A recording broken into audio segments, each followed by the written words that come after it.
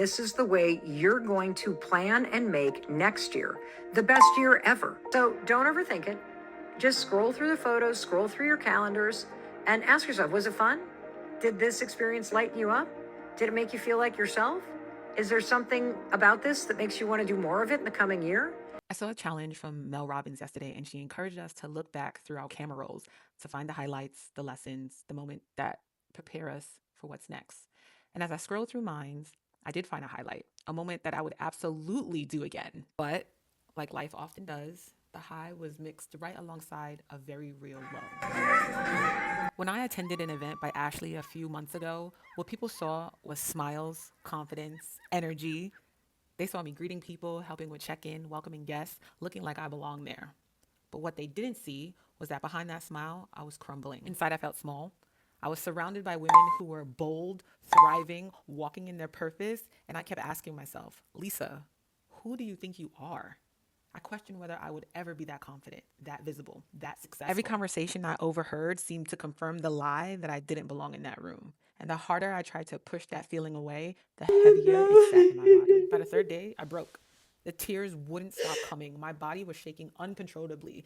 And it wasn't just nerves, it was fear. Fear that my dream was too big, fear that I wasn't enough to carry the vision I felt called to. I told myself I couldn't go back to that conference.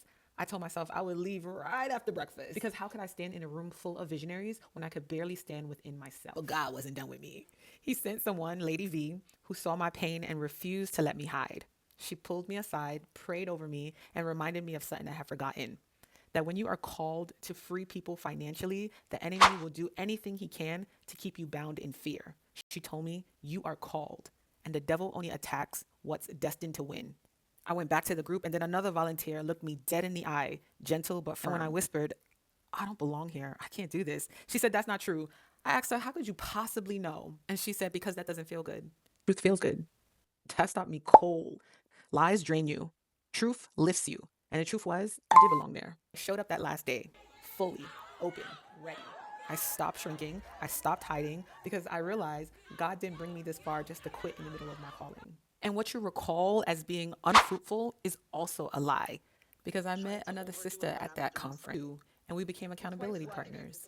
Every 2 weeks, we check in, we push each other, we talk through our businesses, our fears, and our next steps to show up, to speak, and to serve the people we are being called to, even when it feels uncomfortable. Now I'm moving. I'm hosting webinars. I'm sending pitches. I'm focusing on the people, not the fear. I'm trusting the vision and building something bigger than me, a movement rooted in financial freedom and faith. So if fear has been whispering lies to you about your money, your worth, your calling, I get it. I've been there.